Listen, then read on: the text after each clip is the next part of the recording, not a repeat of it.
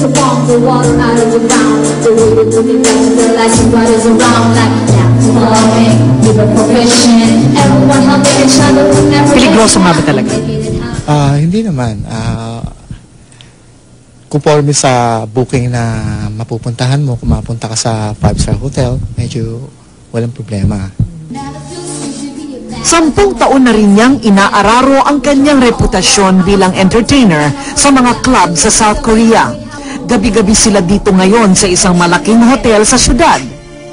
Ano naman ang sikreto para maganda ang maging trabaho dito?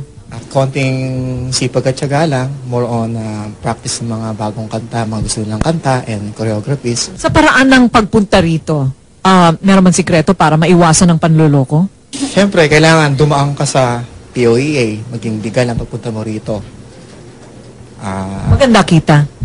Okay din. Si Jonalyn, Rosalie at Frida ay dumating sa South Korea sa magkakaibang petsa. May baguhan at mayroong pagkabeterana na. Mas maganda ang kita mo rito kaysa sa Pilipinas? Kasi depende rin po yan sa agent na depende kung sa budget na pag-usapan. So kung ihahambing mo yung kikitain mo sa Pilipinas, hindi mo kikitain doon yung kinikita mo rito? Hindi po. Malayo? Malayo po.